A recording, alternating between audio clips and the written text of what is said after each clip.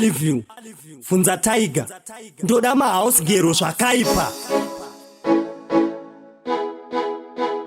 DJ Aliview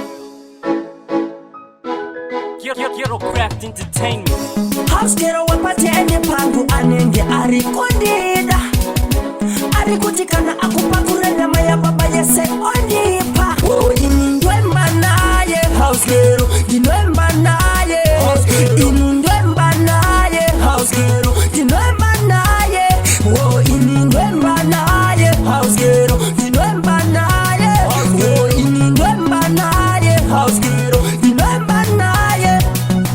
ari kuti ndakutoda kurorwa handichada basa rangu reuhouse gero kana ndatumwa na baba kuti ndicheke heji anondipa rudo otisi ya chigero ndombo mupalea rangu kuti asone kana rarununuka mupendero ndinomudongorera akarara mutainingi andikuwadza nerudo house gero inindwemba naye house gero ndinwemba naye inindwemba naye house gero ndinwemba naye inindwemba naye house gero ndinwemba naye inindwemba naye house gero ndinwemba naye aigerwa suda ndakamuchichengeta bvudzi tekuisa wifi wanguda akuziva kumhanya kwerijimu pataundi chero akanzwa saundi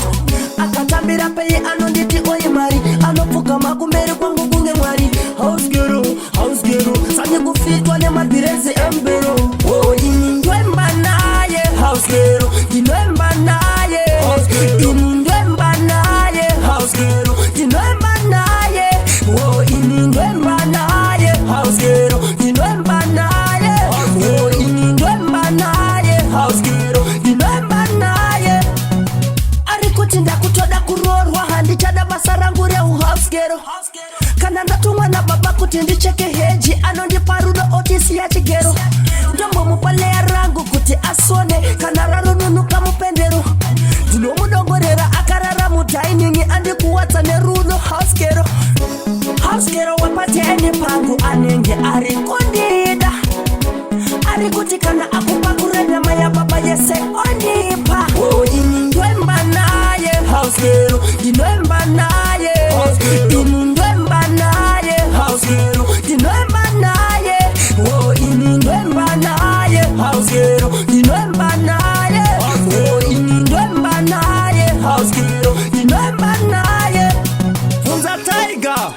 ndoda mahouse gero zvakaipa ndabigani vese vanodanana nemadhidhaba Faraika Manura Matsi Chikwama aradzai na Winyori Sindikani alright